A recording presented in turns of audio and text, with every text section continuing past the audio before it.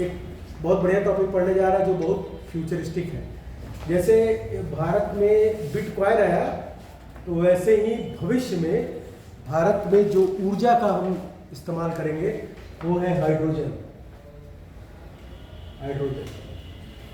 दुनिया के तमाम वैज्ञानिक जो चांद पर कह रहे हैं हम जा रहे हैं पानी खोजने, तो चांद के पानी की एक खासियत है कि वह पानी 9.8 G से परे होगा। इसमें गुरुत्वाकर्षण का भी पानी के मॉलिक्यूल्स में बड़ा इंपैक्ट होता है। तो अगर ग्रेविटी को हम चेंज करेंगे तो पानी का कंपोजिशन में भी बदलाव आएगा, वो ड्रिंकेबल नहीं रह जाएगा। जो हमारा जो शरीर डिजाइन है जिस पैरामीटर को ड्रिंक करने के लिए, उस पैरामीटर में पानी नहीं रह जाएगा।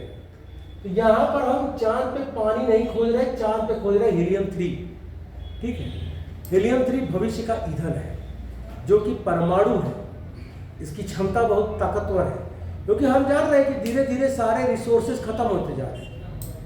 रिसोर्स मतलब कि जिसका सोर्स है, ठीक है, वो सोर्स जो है अगर अर्थ पर एग्जिस्ट कर रहा है तो वो रिन्यूएबल बहुत ज़्यादा दिन का नहीं है, वो खत्म हो जाना है उसको। जैसे पेट्रोल है, फॉसिल फ्यूल, क्रूड ऑयल। तो जब हम तेलों की बात कर रहे हैं तो फॉसिल फ्यूल से जो हमको एक बाई प्रोडक्ट मिल रहा है वो ग्लोबल वार्मिंग को इंक्रीज कर रहा है। तो हमको ऐसा फ्यूल रिसोर्स चाहिए जो हमारे को ग्लोबल वार्मिंग में दिक्कत न करे। और अगर हम फॉसिल एडिक्शन को नहीं त्यागेंगे तो हम क्लाइमेट चेंज तो देख ही रहे हैं, इसका विभत्स रूप देखेंगे, एडवांस वर्जन देखेंगे। क्लाइमेट चेंज का सबसे जो भविष्य है एडवांस में, वो बहुत ज़्यादा डेंजरस है। इंडिया की जब हम बात करते हैं, यूपी की बात करते हैं, तो यहाँ पे जो टेम्परेचर इंक्रीज होगा, और ये टेम्परेचर इंक्रीज यहाँ के फसलों के लिए ठीक नहीं है, क्योंकि सॉइल के बीच में मौजूद मॉइस्चर्स गायब हो जाएंगे। और सॉइल के बीच में पानी होना जरूरी है। अगर मॉइस्चर नहीं होगा तो मोबिलिटी ऑफ ट्रेस एलिमेंट नहीं होगा। जब मोबिलिटी ऑफ ट्रेस एलिमेंट उसमें नहीं होगा तो दिक्कत ये होगी कि जब भी हम फर्टिलाइजर्स डालेंगे, जो आपका बायो फर्टिलाइजर है जिसको हम कहते हैं फॉस्फेट सॉल्युबलाइजेशन और फास्फोरस सॉल्युबलाइजेशन, ये सॉल्युबलाइजेशन नहीं होगा, मिक्सिंग नहीं होगी, जहाँ डालोगे वहीं पड़ा रहेगा। तो इसीलिए हम इस ग्लोबल वार्मिंग से कोप अप होने के लिए हमारे पास जो नया फ्यूल आ रहा है वो है हाइड्रोजन। अब हाइड्रोजन एज अ फ्यूल को हम समझेंगे। इसको मैं बिता रहा हूँ, इतना आपको समझ में आ गया होगा। किसी को समझ में अगर कोई क्वेश्चन होगा तो पूछ लेगा। हाइड्रोजन एज अ फ्यूल, तो हम इसको देख रहे हैं, तो इसका रिप्रेजेंटेशन कलर में होता है और on the basis of source होता है। सोर्स के आधार पे और कलर के आधार पे हाइड्रोजन को एज एन फ्यूल सोर्स में कई पार्ट में बांटा गया। सबसे जो पहला है उसको हम कहते हैं ब्लू हाइड्रोजन। ठीक है, अब ब्लू हाइड्रोजन क्या है? ब्लू हाइड्रोजन, यहां पर चाहे हम ब्लू निकालें, चाहे ग्रीन निकालें, चाहे येलो निकालें, चाहे टर्क्वाइज निकालें, चाहे पर्पल निकालें, चाहे व्हाइट निकालें, चाहे ग्रे निकालें, चाहे ब्लैक निकालें, इन सब में एक काम हम कॉमन करते हैं, वो है ब्रेकडाउन का, जिसमें हम इलेक्ट्रोलाइजर का इस्तेमाल करते हैं। अब ग्रीन हाइड्रोजन में क्या है कि जो हमारा वाटर है, वेस्ट वाटर, उसको प्राइमरी सेकेंडरी टर्सरी ट्रीटमेंट से हमने ट्रीट किया, जो फाइनल वाटर निकला उसको इलेक्ट्रोलाइजर से पास किया, ऑक्सीजन मॉलिक्यूल अलग हो गया, हाइड्रोजन अलग हो गया, ऑक्सीजन को ऑक्सीजन टैंक में भर दिया, वो मेडिकल पर्पस के लिए इस्तेमाल हो रहा है, और हाइड्रोजन एज ए फ्यूल इस्तेमाल होगा। यह प्रोसेस में जो इलेक्ट्रोलाइजर है वो सोलर से रन कर रहा है, माने वो इतना सक्षम है कि सोलर एनर्जी उसको मिलेगी वो रन कर जाएगा, विंड एनर्जी मिलेगी वो रन कर जाएगा, इसीलिए उसको ग्रीन कहा गया। अब देखिए इलेक्ट्रोलाइजर किस चीज से हो रहा है, इसी के आधार पर इनको अलग अलग स्पेक्ट्रम में रखा गया है। ठीक है, अलग अलग स्पेक्ट्रम में रखा गया है। अगर आपका इलेक्ट्रोलाइजर सोलर या विंड से चार्ज होके काम कर रहा है तो हाइड्रोजन जो जनरेट होगी उसको हम कहेंगे ग्रीन हाइड्रोजन। ठीक है, क्योंकि जो एनर्जी आ रही है आप ले रहे हो वो ग्रीन है। एक ग्रीन कलर जो डिसाइड कर रहे हैं, इसका मतलब है कि ग्रीन मतलब ही है कि नो CO2, नो CO2, किसी भी सोर्स का, मतलब कि जो इलेक्ट्रोलाइजर का जो सोर्स बिजली दे रहा है वहां से भी, कहीं से भी कोई भी प्रकार का कार्बन डाइऑक्साइड रिलीज नहीं होगा, तभी उसको हम कहेंगे ग्रीन कार्बन। यही ग्रीन कार्बन में भी आएगा, पूरा का पूरा green. Green hydrogen, green chemistry. Green chemistry part of environmental science है, जो कि इसमें बताते हैं कि हम कौन कौन से केमिकल का इस्तेमाल पर्यावरण के वेलफेयर के लिए करें, मतलब एज एन स्कैवेंजर कर सकते हैं। ठीक है, इतना समझ आ रहा है? इसमें कोई समस्या? अब देखिए, जो आपका ब्लू हाइड्रोजन है, ब्लू हाइड्रोजन नेचुरल गैस है, जिसका हम हमेशा ब्रेकडाउन इलेक्ट्रोलाइजर करेगा। नेचुरल गैस को अगर हम इसका ब्रेकडाउन कर रहे हैं किसमें? सिंपलर सब्सटेंस में, तो हमको मिलेगा कार्बन डाइऑक्साइड। ठीक है, हमको मिलेगा क्या? Carbon dioxide. अगर हम नेचुरल गैस को ब्रेक डाउन कर रहे हैं तो हमको मिल रहा है कार्बन डाइऑक्साइड। वहां पर जो हाइड्रोजन का जो स्पेक्ट्रम है वो दिखेगा आपको ब्लू कलर में। दैट्स वाई इसको हम कहेंगे ब्लू हाइड्रोजन। ठीक, ये ब्लू हाइड्रोजन का है कि हमको नेचुरल गैस को तोड़ने पर, नेचुरल गैस को स्टीम्ड इलेक्ट्रोलाइजर करते हैं। स्टीम मतलब प्रेशर से, टेम्परेचर से वाटर के फॉर्म ऑफ वेपर में कन्वर्ट करके स्टीम से हम कर रहे हैं। पर स्टीम से जब करेंगे तो जो नेचुरल गैस ब्रेक डाउन हो रही है उसमें कार्बन डाइऑक्साइड निकल रहा है, और यह कार्बन डाइऑक्साइड कहला रहा है ब्लू हाइड्रोजन। ग्रीन, फिर उसके बाद से है आपका ग्रे हाइड्रोजन।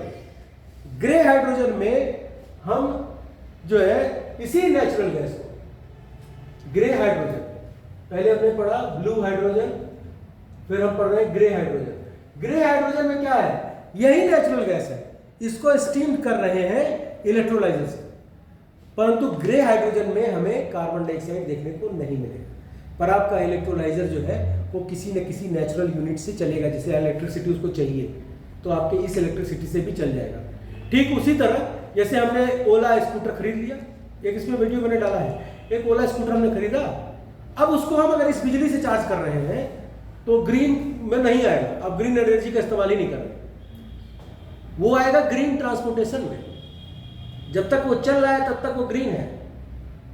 ठीक है, अब अगर उसी ओला को आप कहीं स्टैंड पर लगाकर सोलर से चार्ज कर रहे हैं, then it is green, then it is come under green category. Battery rickshaw यही भविष्य है, आने वाले समय में डीजल टेम्पो नहीं दिखाएंगे, क्योंकि ये एलएचडी इस्तेमाल कर रहे हैं, लो सल्फर डीजल, उससे सल्फर डाइऑक्साइड बन रहा है पार्टिकुलेट मैटर के साथ। तो इसको हटा देगी सरकार, हटा रही है, हर जगह से हटा दी है। तो ये जो बैटरी रिक्शा है, ये बैटरी रिक्शा भी ग्रीन कब है? जब ये सोलर से चार्ज हो, या उसमें हम कोई डायनोमो लगा दें जो चलने से उसकी बिजली जनरेट होती रहे, तो ये हम कहेंगे ग्रीन एनर्जी में काम कर रहा है। तो ग्रे हाइड्रोजन में क्या है? नेचुरल गैस को हमने ब्रेक डाउन कराया, स्टीम कराया इलेक्ट्रोलाइजर में, तो उसको हम कहेंगे ये ग्रे हाइड्रोजन है, क्योंकि वहां से जो हाइड्रोजन है उसका स्पेक्ट्रम ग्रे कलर का आएगा। ठीक, इसके बाद से है आपका ग्रीन, जिसको मैंने भी बताया ग्रीन हाइड्रोजन। ग्रीन हाइड्रोजन मतलब ये टोटल 11 प्रकार के हैं। ग्रीन हाइड्रोजन क्या है कि मतलब कि पानी को आपने ट्रीट किया, टर्सरी ट्रीटमेंट के बाद उसको आपने पास किया इलेक्ट्रोलाइजर से, इलेक्ट्रोलाइजर से पास किया तो आपको क्या मिल गया? आपको हाइड्रोजन अलग होगा, ऑक्सीजन अलग होगा। सिंपल मेथड है, इलेक्ट्रोलाइजर यही काम करता है, break down of hydrogen molecule कर देगा। ठीक है, उसके बाद से हाइड्रोजन वाटर मॉलिक्यूल करेगा, आपका हाइड्रोजन अलग हो गया, ऑक्सीजन अलग हो गया, ऑक्सीजन टैंक में भर के भेज दिए। पर वो इलेक्ट्रोलाइजर जो चल रहा है वो सोलर या विंड से चल रहा है, तब वो कैटेगरी में आएगा ग्रीन। इस ग्रीन शब्द के लिए बड़ा मेहनत करना है, और ग्रीन शब्द के लिए सरकार बहुत फंड दे रही है। अगर आप मान लीजिए कि महारत आपका हासिल हो रहा है, आप ऐसा कोई डिप्लोमा कोर्स कर रहे हो एनवायरमेंट से एमएससी करने के बाद, जो ग्रीन हाइड्रोजन में काम करने का है, बहुत पैसा भविष्य में है। जैसे हम बिटकॉइन का इन्वेस्टमेंट कर रहे हैं, वैसे इंडिया में जो है इन्वायरमेंट में भी बिटकॉइन है वर्ल्ड के लिए। सबसे पहला बिटकॉइन जो इसमें आता है वो स्टेलर आता है, सबसे बढ़िया जो इन्वायरमेंट का होता है बिटकॉइन इन्वेस्टमेंट, जैसे बिट मनी रुपया कर रहे हैं। फिर ग्रीन हाइड्रोजन हो गया, इसके बाद से आता है pink hydrogen. Pink hydrogen, pink hydrogen क्या कहता है कि ये ब्रेक डाउन करेगा, हाइड्रोजन मॉलिक्यूल का यहां पे ब्रेक डाउन हो रहा है, माने वो वाटर है वो ब्रेक डाउन कर रहा है, ठीक है। परंतु जो इलेक्ट्रोलाइजर आपका लगा है वो चल रहा है न्यूक्लियर एनर्जी से। अगर आपका न्यूक्लियर एनर्जी से इलेक्ट्रोलाइजर चल रहा है तो मतलब कि आपने जो हाइड्रोजन इस्तेमाल किया वो पिंक हाइड्रोजन है। हालांकि nuclear energy is the best in case of efficiency, अगर हम देखें न्यूक्लियर को, और in case of generation of waste को देखें, बेस्ट है, क्योंकि इसका वेस्ट बहुत मिनिमम है और रिसाइकलेबल हो जाता है। अभी तक हम रिसाइकिल कर रहे हैं, इंडिया जो है वो एक हब बनता जा रहा है न्यूक्लियर वेस्ट को रिसाइकिल करने का। हम अपने परमाणु संयंत्रों से भी जो न्यूक्लियर वेस्ट ले रहे हैं वो भी रिसाइकलेबल है, टोटल रिसाइकलेबल।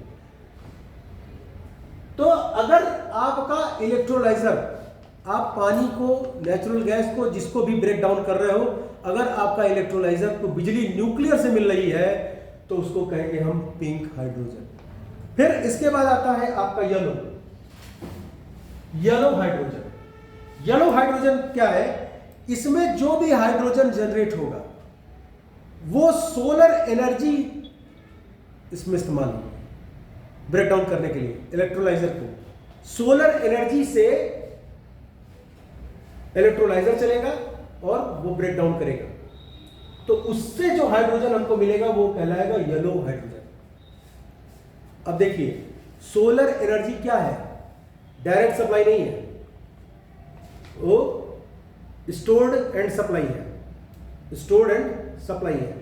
यहां पर आप कहेंगे कि यहां पर तो कार्बन डाइऑक्साइड नहीं रिलीज हो रहा है, तो इसको ग्रीन कैटेगरी में क्यों नहीं रख रहे हैं, ठीक है, इसको ग्रीन कैटेगरी में क्यों नहीं रख रहे हैं, क्योंकि यहाँ जो वाटर इस्तेमाल हो रहा है वो अलग लेवल का है। क्योंकि हम पढ़े हैं वाटर पोल्यूशन में कि वाटर की भी कई ग्रेड होते हैं, कई ग्रेड ऑफ वाटर होते हैं, ABCD कैटेगरी के।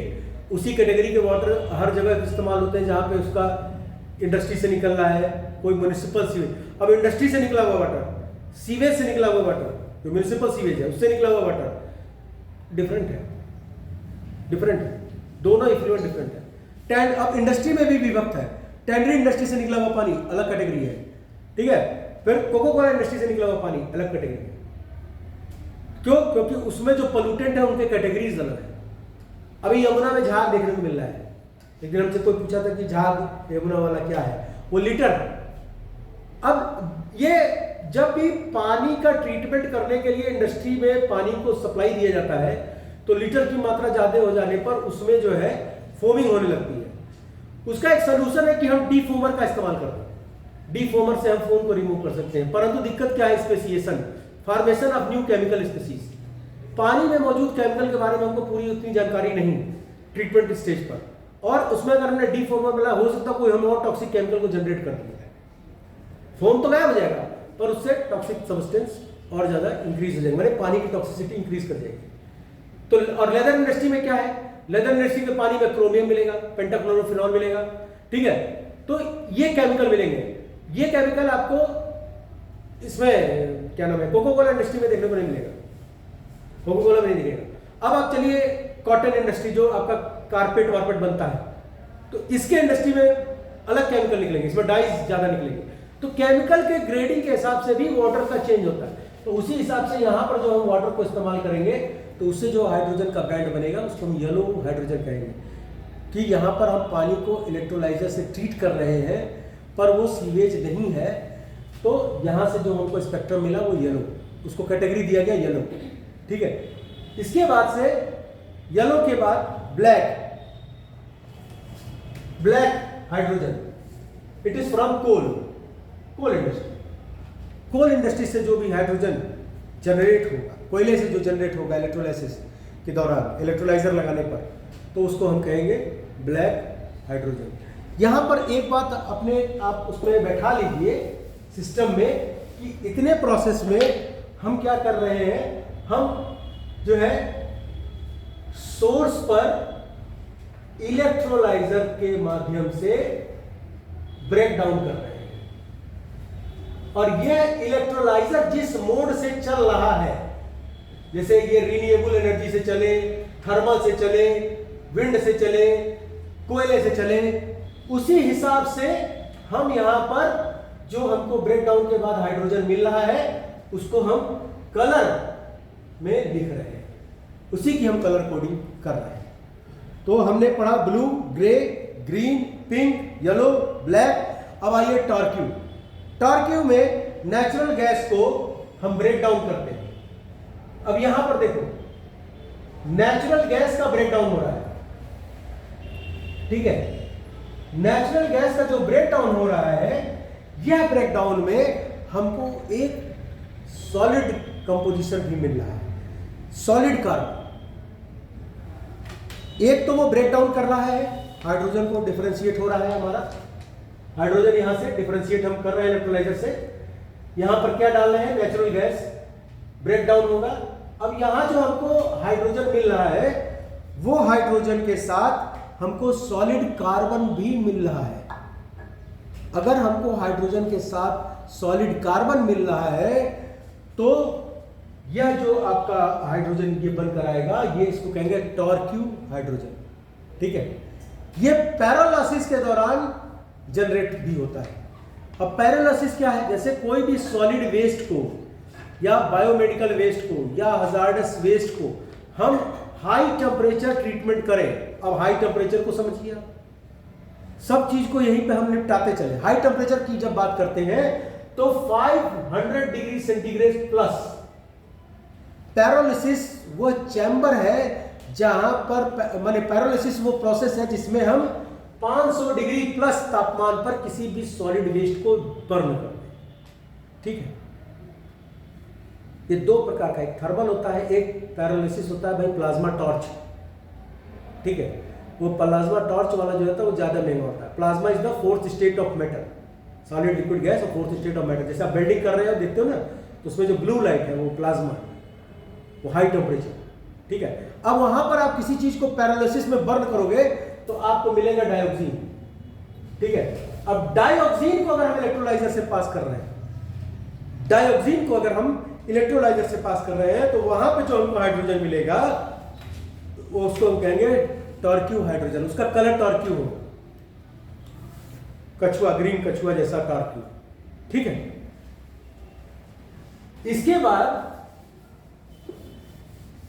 हमेशा जान लो, इलेक्ट्रोलाइजर जिस चीज से चल रहा है उसी चीज के अकॉर्डिंग इसका कलरिंग किया गया। फिर है व्हाइट हाइड्रोजन। व्हाइट हाइड्रोजन, अब व्हाइट हाइड्रोजन क्या है? व्हाइट हाइड्रोजन वो है कि जैसे मान लो कि कहीं से हम जियोथर्मल एनर्जी को इस्तेमाल कर रहे हैं। अगर हम जियोथर्मल एनर्जी का इस्तेमाल करके हम किसी हाइड्रोजन का ब्रेक डाउन करा रहे हैं तो उसमें से जो हमको कंपोनेंट निकलेगा वो कैटेगरी आएगी हाइड्रोजन की, व्हाइट हाइड्रोजन।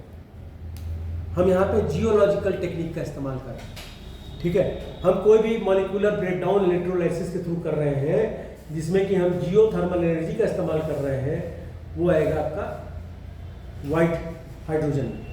इसके बाद से orange hydrogen. Orange hydrogen, orange hydrogen जो है, जैसे हम लोग पढ़ते थे ना स्पेक्ट्रल सिग्नेचर, तो स्पेक्ट्रल सिग्नेचर में अगर हमको क्लोरोफिल को दिखाना है तो सबसे ज्यादा कलर जो है इस्तेमाल होता है वो रेड का होता है। क्यों? क्योंकि रेड का सबसे ज्यादा शेड होता है। आप कभी नेल पॉलिश या लिपस्टिक या किस तरह की चीजें खरीदो तो आप देखोगे रेड में सबसे ज्यादा शेड होता है। वो इसीलिए तो उसका इस्तेमाल कलर का किया जाता है ताकि हम हर स्पीसीज का डिफरेंट कलर कोडिंग कर सकें। उसी तरह से हम जब ऑरेंज बैंड में देख रहे हैं स्पेक्ट्रम, तो हमको जो हाइड्रोजन का मिल रहा है ये प्लास्टिक वेस्ट से, plastic waste. Orange hydrogen plastic waste के ईंधन से हमको प्राप्त होता है। प्लास्टिक वेस्ट से, प्लास्टिक से फ्यूल निकाला जा रहा है और उस फ्यूल से भी हम एनर्जी ले रहे हैं, और वो ब्रेक डाउन को अगर हम पढ़ रहे हैं तो वो कहेंगे हम ऑरेंज हाइड्रोजन। वहां से जो हाइड्रोजन निकलेगा वो ऑरेंज हाइड्रोजन की कैटेगरी में आएगा। इसके बाद ब्राउन हाइड्रोजन। ब्राउन हाइड्रोजन क्या है? ब्राउन हाइड्रोजन ये ब्राउन कोयले से बन रहा है, ब्राउन कोल से। ब्राउन कोल से अगर हम एनर्जी लेकर ब्रेक डाउन करेंगे तो उसको कहेंगे हम ब्राउन हाइड्रोजन। ठीक है, इसी तरह है पर्पल हाइड्रोजन। पर्पल हाइड्रोजन ये भी न्यूक्लियर से चलेगा, न्यूक्लियर एनर्जी से, इसको हम कहेंगे पर्पल हाइड्रोजन। पर्पल और पिंक दोनों ही न्यूक्लियर से चलते हैं, परंतु pink is better than this purple. ठीक है, दोनों ही न्यूक्लियर से। इलेक्ट्रोलाइजर जो हाइड्रोजन को अलग कर रहा है वो न्यूक्लियर का मैकेनिज्म से अलग कर रहा है। तो यहां पर जो है, जो आपको हाइड्रोजन स्पेक्ट्रम बैंड देखने को मिलेगा उसको हम कहेंगे पर्पल हाइड्रोजन। अब ये कलरिंग इसका और हाइड्रोजन का ये सारा मापदंड ये बनाया किसने? इसमें एक कंपनी है अमेरिका की, इसको कहते हैं NACFE, North American Council for freight efficiency, freight efficiency. ये एक ऑर्गेनाइजेशन है जो इनकी कलरिंग के लिए रिस्पॉन्सिबल है कि 11 प्रकार के हाइड्रोजन को इसने कलर करके रख दिया आपके सामने। इसमें से ग्रीन, ब्लू, पिंक हाइड्रोजन जो है इसको कहते हैं फ्यूचर फ्यूल। अगर हम कहें कि हाइड्रोजन एज ए सोर्स, आप लोगों के टॉपिक में भी होगा, hydrogen as a source of energy, hydrogen as a biofuel. ठीक है, हाइड्रोजन को अगर हम फ्यूल के रूप में देख रहे हैं तो कौन सा हाइड्रोजन फ्यूचर का फ्यूल हो सकता है? उसमें केवल 3 आते हैं, एक आपका ग्रीन, एक आपका ब्लू, एक आपका पिंक। यही 3 चीज है जिसको हम फ्यूचर फ्यूल कहेंगे, ग्रीन, ब्लू और पिंक। और ग्रीन को हम जान रहे हैं कि आपका सोलर से ऑपरेट हो रहा है, और इसमें जो आपका ब्लू है ये आपका नेचुरल गैस से, और आपका पिंक जो है वो आपका न्यूक्लियर एनर्जी से।